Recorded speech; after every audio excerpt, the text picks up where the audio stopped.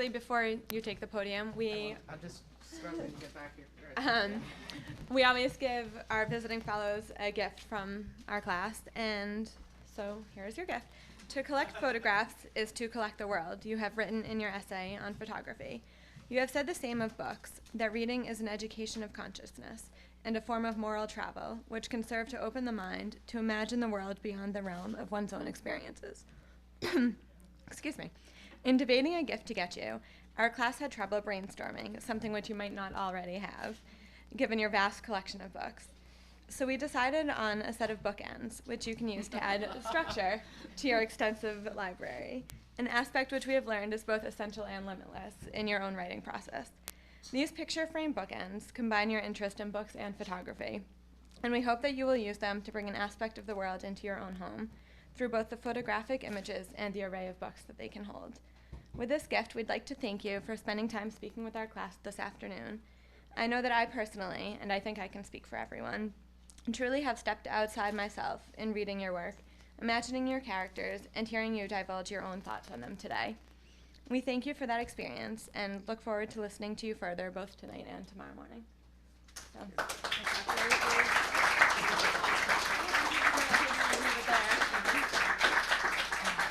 Thank you. Thank you. Well, I feel like. Can I open the present and go home? I'm going to open the present after because I want you all to see it, and I will see it with you.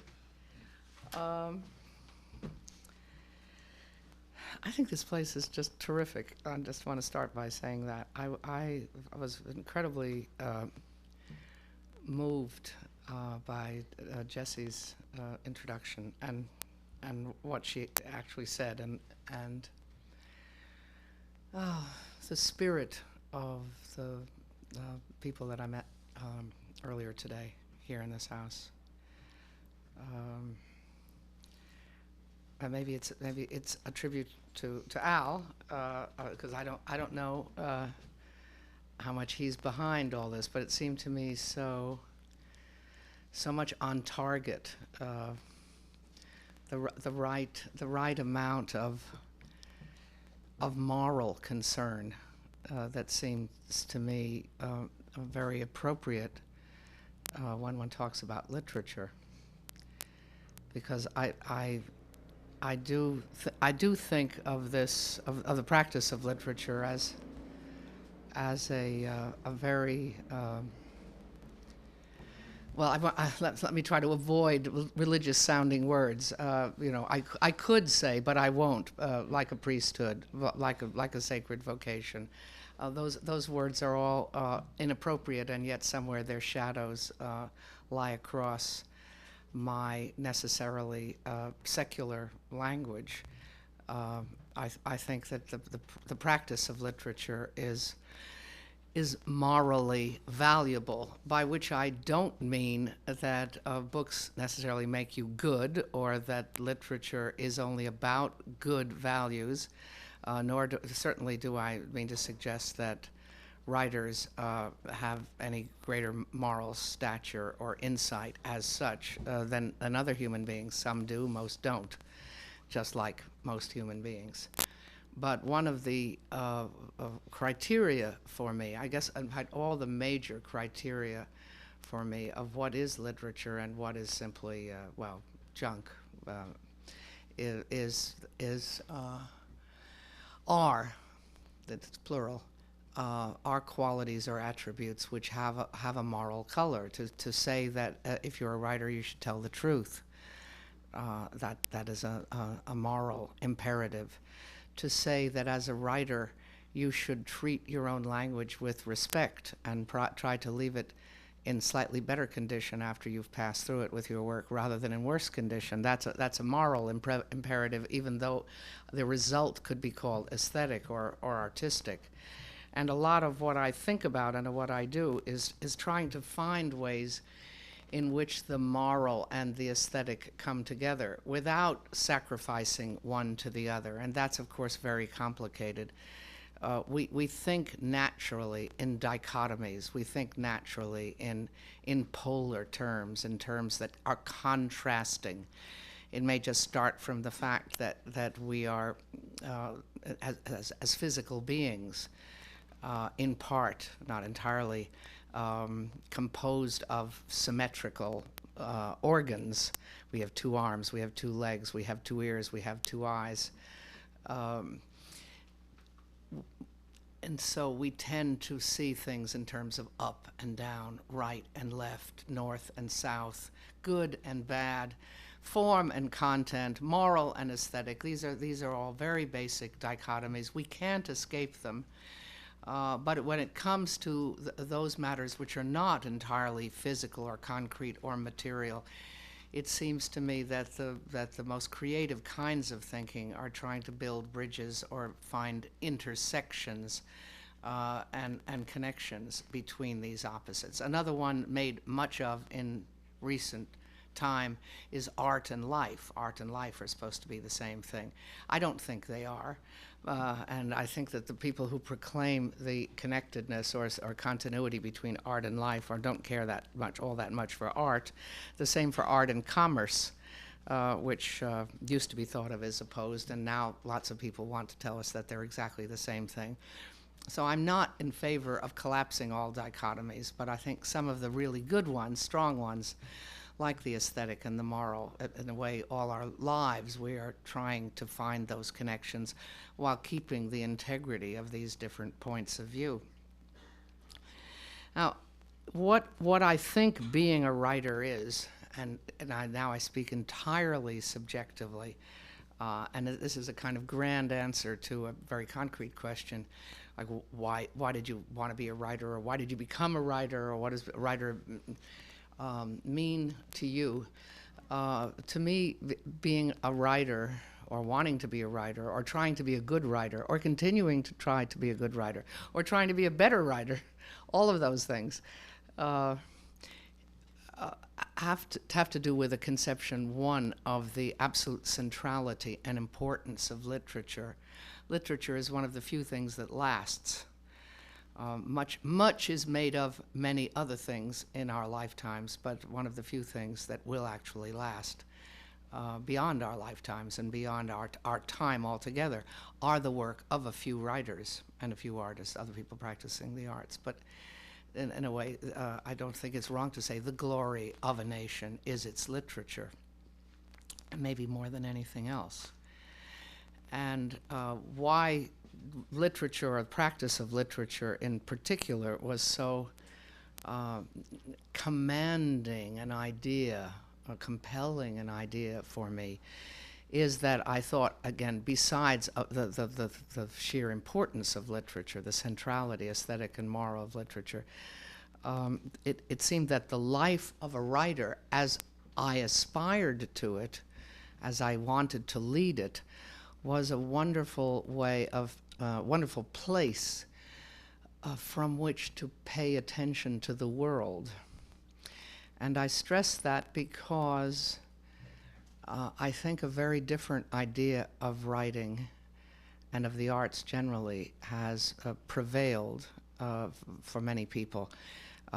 Such notions of the arts are a means of self-expression, or even some kind of therapy or personal quest. You find out who you are, you discover who you are, you heal your wounds, or childhood wounds, your traumas, by expressing yourself, and so on and so on. These are very powerful ideas about what the arts are, why we care about the arts, and in particular literature, and why people might practice literature, why they might want to write. I stubbornly and almost aggressively reject the idea of literature, the practice of literature, as self-expression. I am not expressing myself. I hope I have something better to express than myself. Now, obviously, I am my own instrument. I can't step over my own feet. All I have is my own knowledge, or consciousness, or skills, or imagination, or whatever. But that's the instrument. That's not the point of the operation.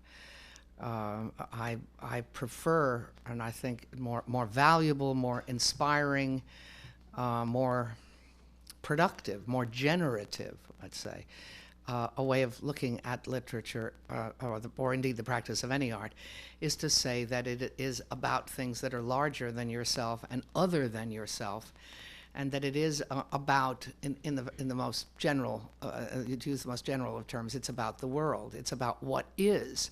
Now, I am a part of what is, an infinitesimally tiny part of what is, and so grains of me get into the work because I don't know any better, because that's my limitation, that it's me and it's seen through me.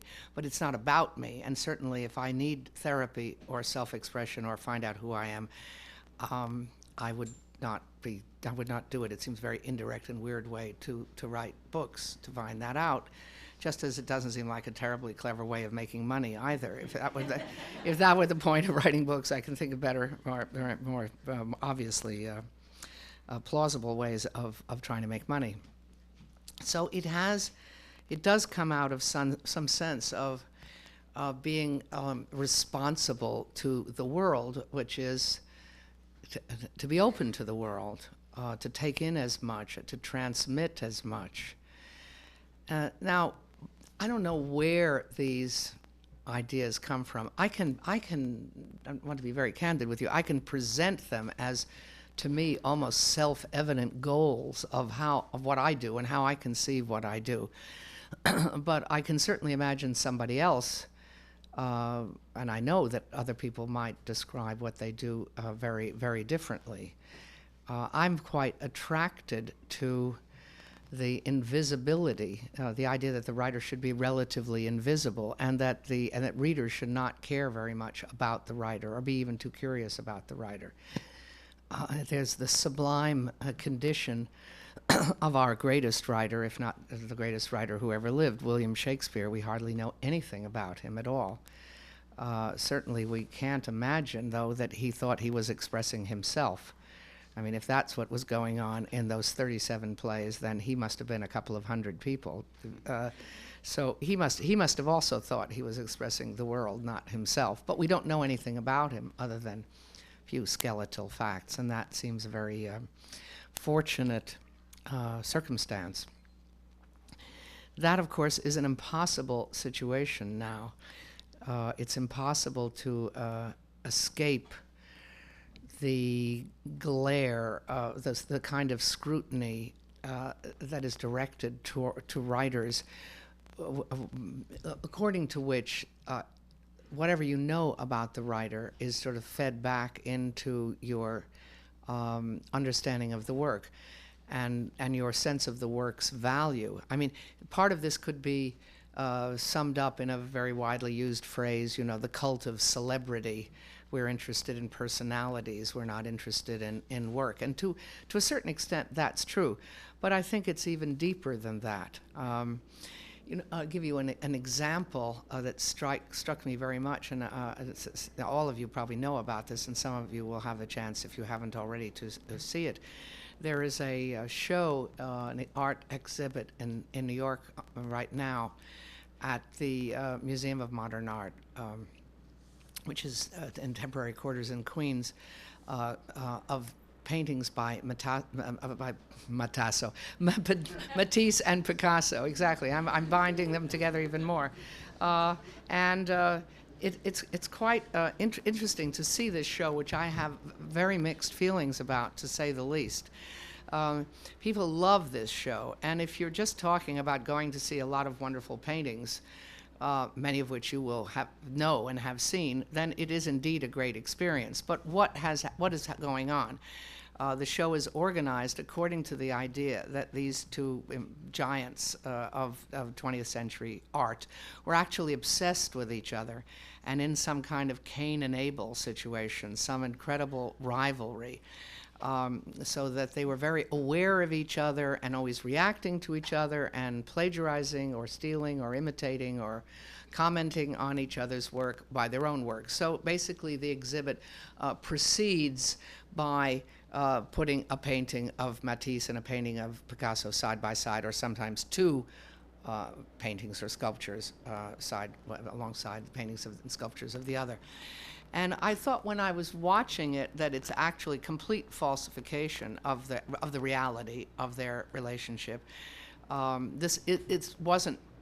Of course they knew each other, and of course they were interested in each other, and of course they acknowledged each other's genius, but it's a very asymmetrical relationship. Picasso was far more interested in Matisse than Matisse was in Picasso, and it's very much a show done by Picasso scholars rather than Matisse scholars.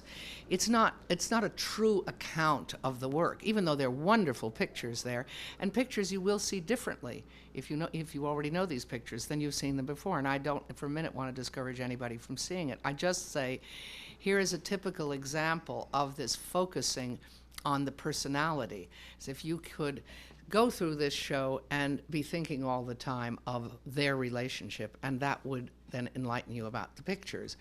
I don't know, maybe in some future museum there'll be a show of Beatles and Rolling Stones side by side in some form, or I don't know, Jasper Johns and Bob Rauschenberg or whatever, that we'll always have to see people in relation to somebody. We'll just have to see work by personifying it and then finding its complement or opposite. This is the kind of thinking that's becoming more and more prevalent. And I mentioned this concern with the person of the writer or the artist at quite a high level. I don't mean we're not talking about scandal biographies here. We're talking about a very, very serious museum show, and yet one in which a notion that I think is very much of our time, which is that we see work through what we know about the biography or personality or taste or whatever of the artist. I think that notion is becoming more and more prevalent.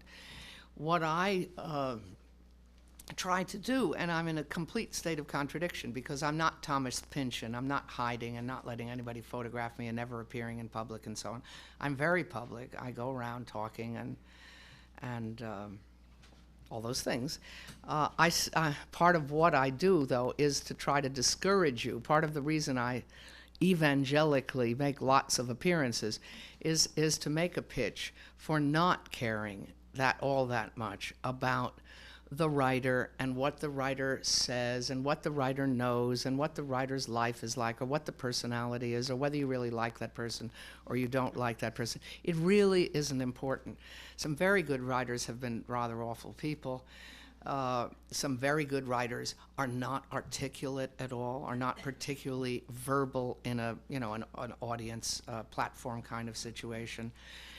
It doesn't matter. What matters finally is the work, and I really want to make that pitch to you, that you as readers should try as much as possible to repress or marginalize, put to the side what you know or you think you know about the person of the writer, or what the writer means to you as a figure.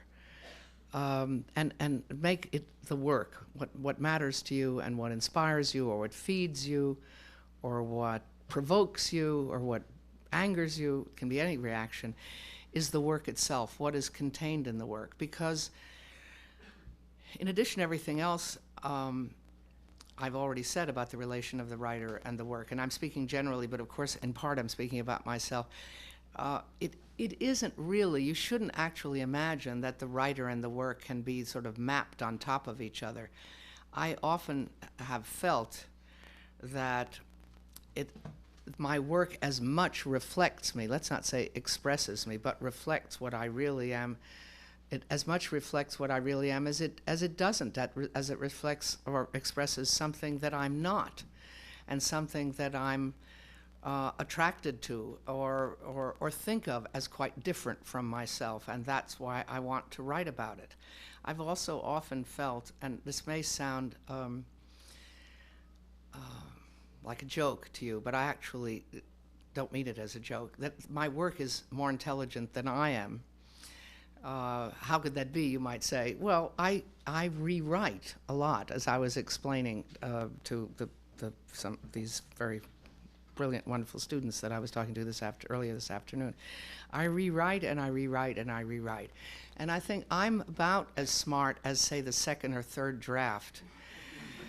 And then from then on in, I become somebody else, a really smart editor. And the combination of the writer and the editor together, they both happen to be me, produces something in the end which is, I know it sounds silly, which is really smarter than I am. In other words, I actually, when I do reread my stuff, which I try not to do very often, and only do when I appear in public or I'm checking translations, I'm very often astonished by what I read. I'm really surprised that it's as good as it is. And I actually almost feel sometimes like I should take notes or something, or underline, or think, God, that's a good idea. I never would have thought of that. And yet I did. And yet I did think about it. So I did think it, obviously, because I'm certainly no plagiarist. So it comes from me, and yet it's, I'm both the ground and the ladder, as it were. I'm both the person who starts it, and then I'm a set of processes that makes it better and better and better until it gets to the point where I feel, okay, it's good enough to publish. But it isn't as if that's all there at any given time. That my level of thinking is always like that. I mean, most of the time. In fact, when I'm not talking or I'm not writing, I'm just a blank screen. I've got an idea in my head. And everything that comes out is, which often surprises me, is really dialogical. It's dialogical in the sense of, well, you're here and I'm talking, and so there are ideas that come in and I tell you. But if you weren't here, I'd be sitting in some sort of mindless stupor looking for something to read. Because I don't think very much. I hardly think at all. And what I like to do is I like to read. I like to go to the movies. I like to listen to music. And then I'm just a sponge. And I'm not actually thinking. I'm just sort of taking in. And then comes the dialogical moment with the page or the screen or another human being, and something starts to happen. I like very much taking in a lot of stuff. I don't know. People have said I'm curious. I don't know if I'm so exactly as I'd call it curious. I'm very restless. And at the same time, I'm very patient, which I think is a nice combination.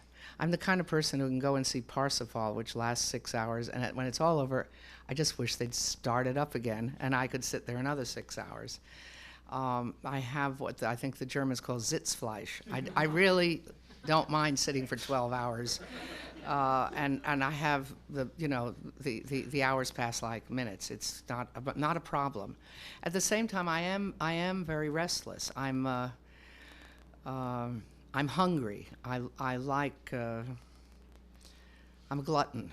You could call it that. I like a maximum stimulation. And again, the stimulation is what? I don't know. I'm looking for ecstasy. Who isn't? Everything should be ecstatic. And I'm looking for amazing, marvelous experiences with music or painting or literature or ideas or landscape or food or people or whatever. And then another part is that I really think one should get out and see the world. And I was saying that this afternoon to some of the students, that I think the best thing you could do for yourself, apart from do all those things like read and listen to music and be serious and care about other people and be honest and all that, all those scout-like virtues that I firmly believe in, I think you should get out and see the world, and you should go to places where you are uncomfortable, where you're uncomfortable physically, where you're uncomfortable morally, humanly, where you may be even in some danger, because the cocoon of privilege in which we all live, and we are, we belong, we are citizens of the hyperpower, the masters of the universe now. President of the United States is the president of the planet, and don't you forget it. And it's not going to go away when this president goes away, I'm afraid. I think we've seen the end of the republic, and now this is the beginning of the empire. Bill Clinton was our Caesar, and this Texas serial killer is our Augustus. And there are going to be more. There's going to be more after him, alas. So get out and see the world, the rest of the world that our country is going to be dominating for quite a long time.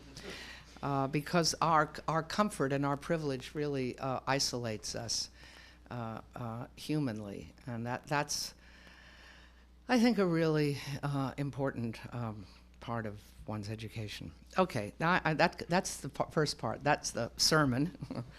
And I thought that, Al, how much time do I have? More? Oh, as long as I want. Oh, don't tell me that. I'm liable to take you up on it. Okay, well,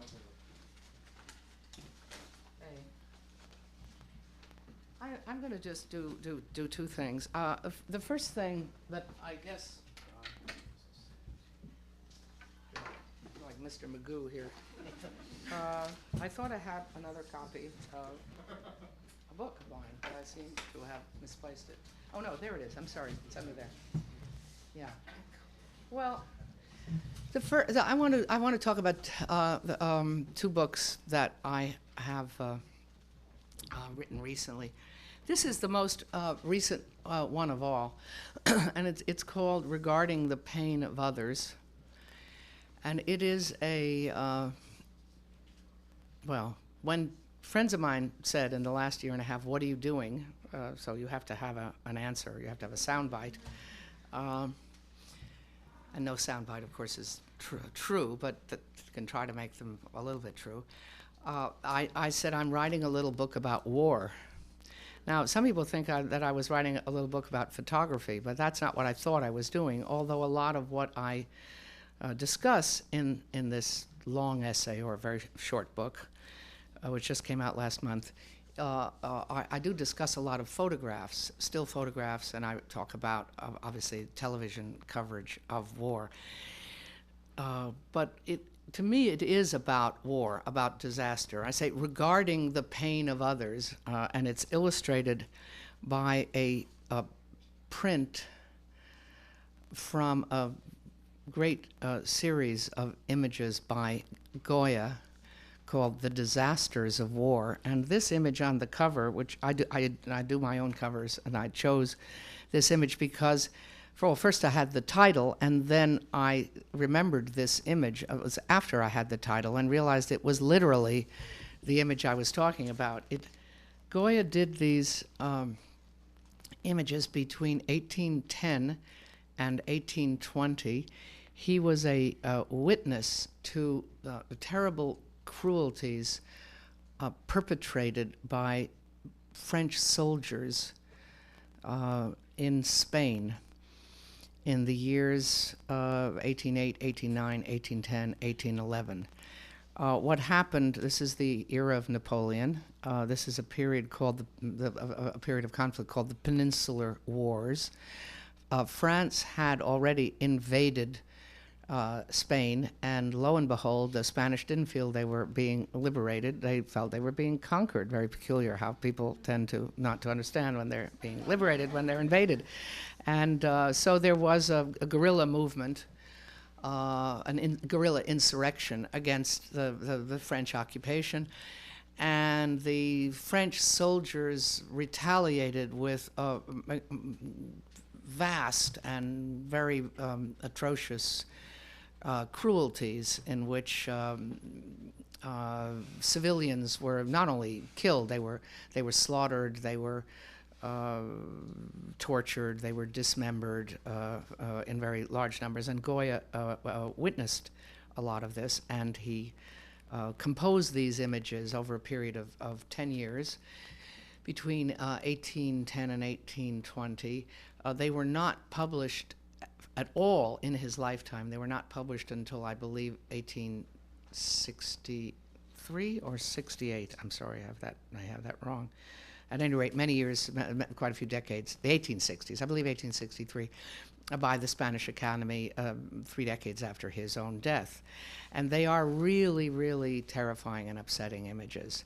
And I start with early on talking about how war is represented and how we what the sense of war that we have through imagery and the moment and in the history of images representing war. There is an active protest against war, which is very different from the representation of war in literature and in imagery, I think, before Goya, where war, whether in Homer's Iliad or in all the Renaissance and Baroque era representation of war, it's simply seen as a fact of life, that this kind of brutal activity takes place. It's one of the things that people do.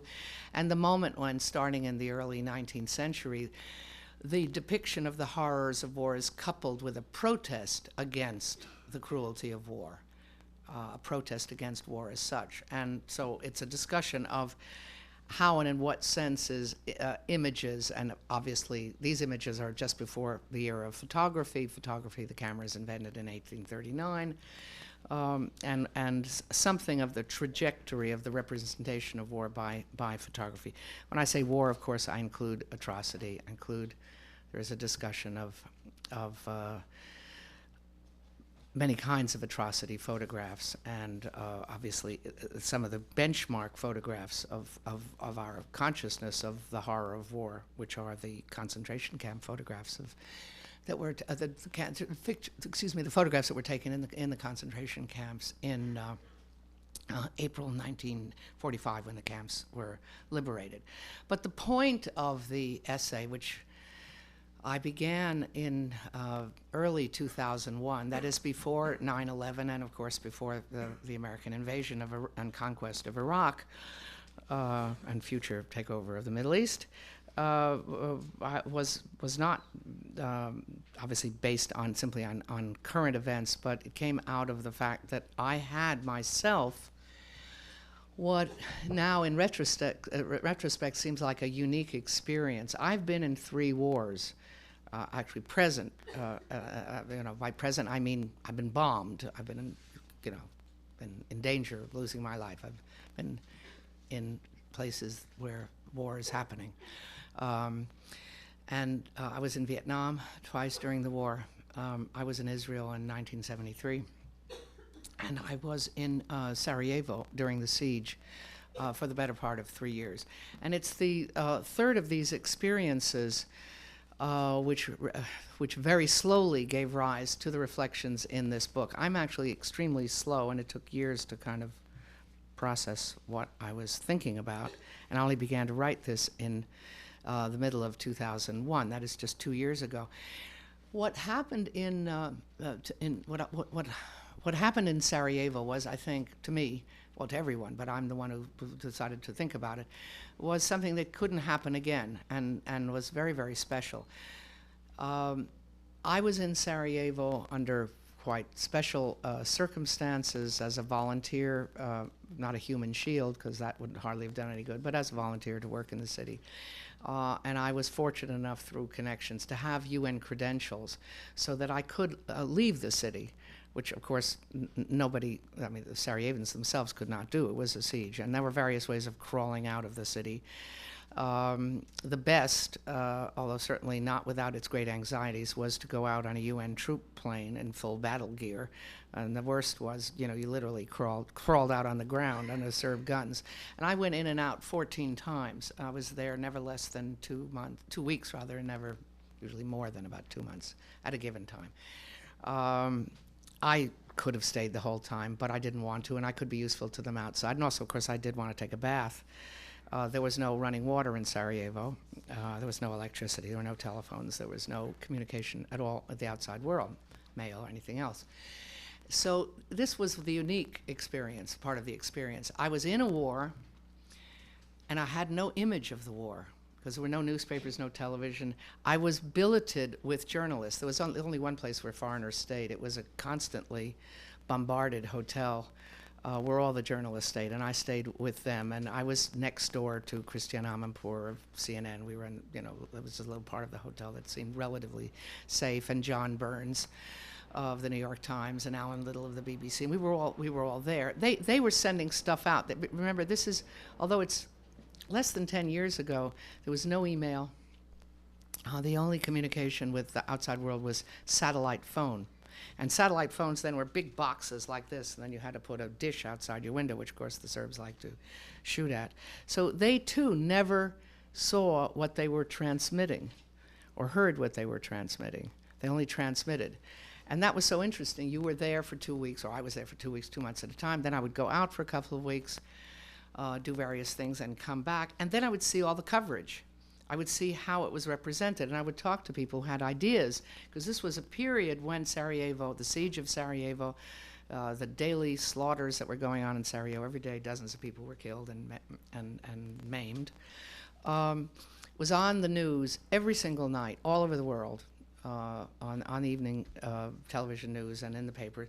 And I was fascinated to see the sense that people had of an event that I did not know simultaneously as a media event. I only knew the reality. I would know the reality, then I'd see the image, then I'd go back to the reality, I'd go back to the image. That couldn't happen again. That will never happen again because of modern communication.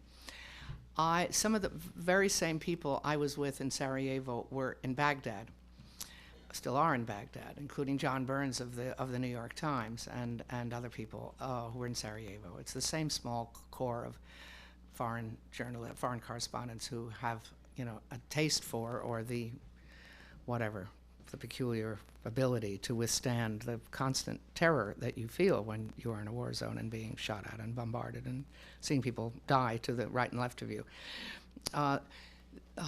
Some of my friends were in the Palestine Hotel in Baghdad and still are in the Palestine Hotel, and it was possible to call them and say, I'm watching CNN, because I know that CNN is one flight down from the particular person I was talking to, because the phones never stopped working in that part of Baghdad, and the lights never went off, and the television never stopped. It's possible to call someone in Baghdad, let's say John Lee Anderson, the marvelous reporter from The New Yorker who's been there all this time. Talk to John Lee Anderson on the phone, say, I'm looking at CNN, and the image right now, because it's a live feed, just to the two buildings to the left of the one that's burning, the one that has the big window with the whatever on it, what is that building? And he stands at the window and he said, that's the, and he tells me what it is. And he's looking at CNN, which is being broadcast live from the floor right below him. He's talking to New York, and he's looking at the image. He's looking at the image, he's talking to New York, and he's looking out the window at the very thing that is being shown in the image, because the CNN people are right below him, and it's exactly the same frame. Now that, in other words, they, all of them, could see how it was presented. And we all now live in a time in which potentially we could have the experience and have its representation. That's why Sarajevo was so freakish, because you could only have the experience, not the representation. And that probably will never happen again. So this little book is about the gap and the connections, the intersections and the gap and the disparity and the contradictions between the reality of war and disaster and horror and atrocity and the image of it and the actuality of it. And I think it's an important book. I think it's a book which starting from a very obvious idea, which is that, of course, the image and the reality are not the same thing, and whoever thought they were, leads to a set of questions about how we react to representation, in what sense we are provoked by it, in what sense we are inured to it, in what sense it teaches us to be blasé, in what sense it arouses conscience in a positive way, how images are manipulated, to what extent images are dependent on the political context, on the accompanying text or legend or words, all these questions which I think are very, very, very much worth our consideration. So that's one of the things I do as a writer, because I think I have to be responsible to my experience. maybe that's an overdose of superego, because I have to tell you that I much, much prefer to write fiction, and I much more admire the writing of fiction than I do the writing of essays, even though I do try to write essays that will last and that have enough pockets and enough layers that they will still be read, and so far that has been the case. I'm probably the only American essayist, all of whose books of essays are still in print, and they go back a very long time. So some of them did achieve that goal, which I wanted, which is that they were about more than what they were about. That any subject of an essay is, in a sense, just a pretext for something more. And I have the same attitude to storytelling. I like, as I have said, a story that tells many stories. I want to read you a little bit from the beginning of In America. In America is framed by two monologues. There's a monologue at the beginning, which I think of as a comic monologue. It's spoken by a person who's sort of like me, and I've lent some facts of my own life to this person, but I don't think it is me. I think it's kind of boring, well, not very clever me, but a little bit making fun of myself in a way, or maybe it's just shyness or anxiety about really revealing myself. But it's a kind of me, an alter ego me, not incredibly clever me, but very well-intentioned. And this me character becomes a time traveler and finds herself, from being at the end of the 20th century, finds herself back in Krakow in Poland, except Poland doesn't exist then, it's an occupied country, triple occupation by Russia, Prussia, and Austria.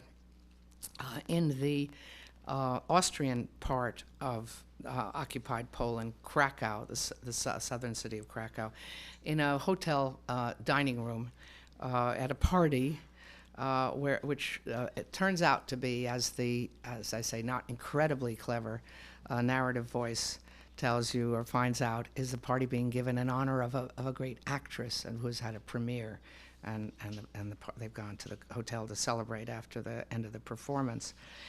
And I just want to read you the end of this comic. I say comic in quotes, but I do think of the two monologues, as I think I said earlier today to the students, as it's a theater novel. It's a novel about America. It's a novel about a life in the theater, and the main character is a great actor. And the first monologue is like you remember the masks of comedy and tragedy in ancient Rome, and there was the smiling face, that was comedy, and the face with the downturned mouth, that's tragedy.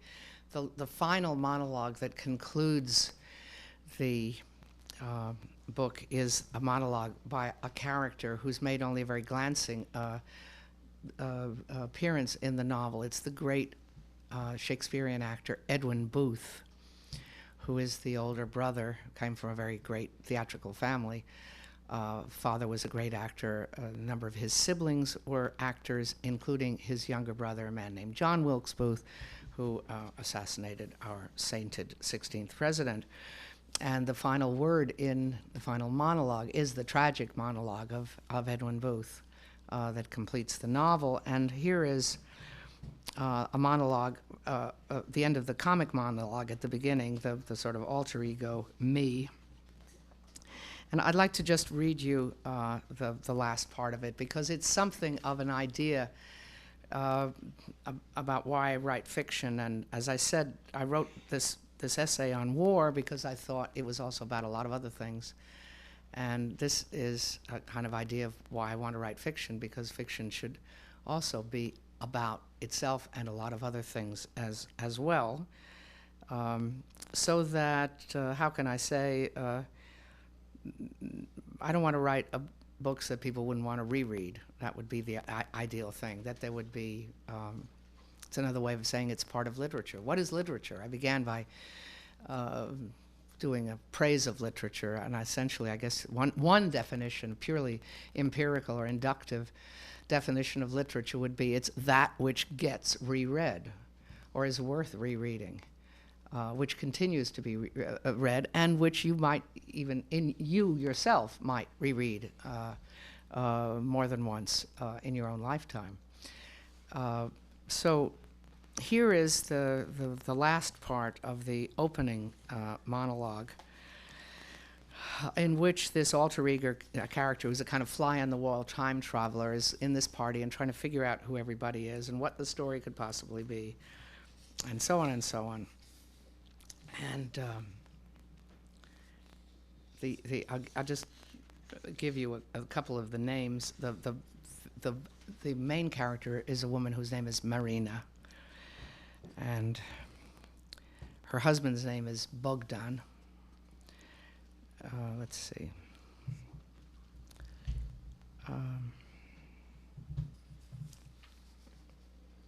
So the fly on the wall, they're arguing about something that's been going on since the invisible time traveler has been standing around in the party. They're talking about something they're going to do. In fact, it's go to America, which is very much disapproved of, because this great Marina is going to give up her career in Poland, ostensibly come to America, not be an actress anymore. Of course, in fact, she does end up going back on the stage and having a great career and playing opposite Edwin Booth, but the narrative voice doesn't quite understand what is going on and wants to understand, and so here's the last part. And you'll hear some names you may not recognize, but you get the point of it. No one fidgeted. It's toward the end of a long evening, and the narrator's still trying to figure out what's going on. No one fidgeted. I hadn't spied any hanky-panky under the table. No one had faded, except, of course, the little boy curled up on another woman's lap, rubbing his eyes instead of home, tucked in his bed. Marina has a little son who's an important character in the novel. No one had faded, except, of course, the little boy curled up on another woman's lap, rubbing his eyes instead of home, tucked in his bed. He must be an only child. His mother must have wanted him near tonight, even if I hadn't seen her pay any attention to him for these last 2 hours at the table. They did seem to me, for all their flashes of agitation about the subject engaging them, a bit too sedate. To what could I attribute their immobility? The overcooked food continuing to be urged on the table? The perennial ineffectuality of the thinking classes? The ponderousness of the late 19th century? My own reluctance to imagine anything livelier? True, there was still time for something really vivid to happen. Someone might have a heart attack, or whack a dinner partner over the head, or sob, or groan, or toss a glass of wine in an offending face. But this seemed as unlikely as my charging out of my window seat to dance on the table, or spit in the soup, or fondle a knee, or bite someone's ankle. Humid thoughts, I needed some air. On Bogdan's signal, one of the waiters opened the window at the other end of the room where I'd been lurking when I arrived. I heard an eruption of street shouts and neighing horses. It was just after 1 o'clock by the church bells. I hadn't been at the theater at 7 o'clock for tonight's performance. Of course, I wish I had seen it as they had. Some of them must have been restless, too, but no one would stand until Marina did. I'd almost given up hoping that their argument about the rightness or wrongness of whatever they were discussing would reach a climax this evening, no matter how long they stayed at the table, and I remained nearby, gazing at them, listening to them, thinking about them. For it's the nature of such debates, the debate about rightness and about wrongness, that you can always have misgivings and a new thought the next day, that looking back on the evening's conversation, you may exclaim, what a fool I was to say that, or agree to that. Was I under the influence of so-and-so, or just being dopey or thoughtless, my moral thermostat turned down? So the next morning, you are of the opposite mind. Perhaps you think the opposite precisely because of what you argued for the night before, that opinion having needed an airing in order to make way for this, the better one. You have something like a moral hangover, but you feel calm because you know now you're on the right track, while uneasily suspecting you could still think something different tomorrow. And meanwhile, the time for the decision you are weighing, the course of action you may or may not follow, is approaching. It may be right now. Then Marina did rise and took a cigarette from her gold-beaded reticule and glided to the center of the room. The others stood up, and I assumed they would all leave now, but only Richard exuberantly kissed Marina's hand, then made the rounds, touching his lips to the wrist of each of the other women in the room. I suppose he was looking forward to capping the evening with a stop at his favorite bordello.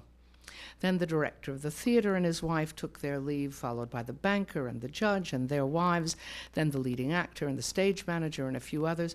Nobody else seemed about to go. The doctor, oh, here it is. The doctor opened the bottle of Tokai on the sideboard. The students who were here this afternoon, I was telling them how I got to know that it was Tokai and not just any old wine, and I couldn't remember where I'd mentioned it. Nobody else seemed about to go. The doctor opened the bottle of Tokai on the sideboard. The little boy, Pyotr, so I belatedly named him, who had been awakened and made ready for departure, was set to wait on the wing chair. Marina leaned with a fetching show of languor against the back of the chair, surrounded by Bogdan, Tadush, the young actress, the impresario, Bogdan's sister, the doctor, and the one-legged painter. Here was one last chance for the conversation to ripen and their decision to be cinched like a purse.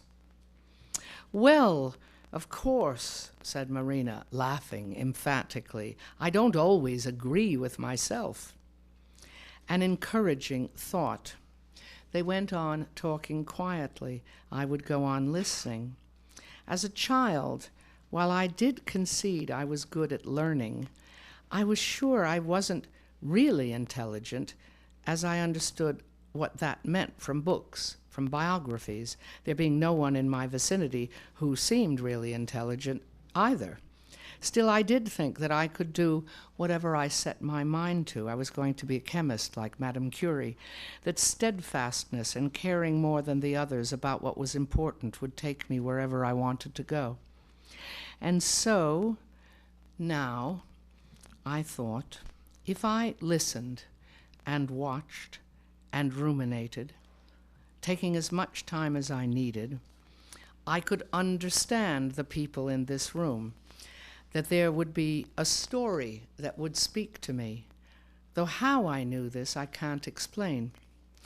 There are so many stories to tell, it's hard to say why it's one rather than another. It must be because with this story, you feel you can tell many stories, that there will be a necessity in it. I see I'm explaining badly. I can't explain. It has to be something like falling in love. Whatever explains why you chose this story, it may indeed draw sap from some childhood grief or longing, hasn't explained much. A story, I mean a long story, a novel, is like an Around the World in 80 Days. You can barely recall the beginning when it comes to the end, when it comes to an end. But even a long journey must begin somewhere, say, in a room. Each of us carries a room within ourselves waiting to be furnished and peopled. And if you listen closely, you may need to silence everything in your own room. You can hear the sounds of that other room inside your head. You can hear the fire crackling, or the clock ticking, or if the window is open, the cry of a coachman, or the vroom vroom of a motorcycle in the alley. Or you may not hear any of this if the room is full of voices. Raucous or soft-mannered people may be sitting down to dinner, saying something you don't quite understand. Let's hope not, because the television is on and full blast, but you'll catch the gist. First, it will be only phrases, or a name, or an urgent whisper, or a cry. If there are cries, no, screams, and you see something like a bed, you can hope that this isn't a room where someone is being tortured, but rather where someone is giving birth, although these sounds also are unbearable. You can hope that you have found yourself among large-hearted people. Passion is a beautiful thing, and so is understanding, the coming to understand something, which is a passion, which is a journey too. The servants were bringing Marina and the others their wraps. They were ready to leave now. With a shiver of anticipation, I decided to follow them out into the world. Thank you.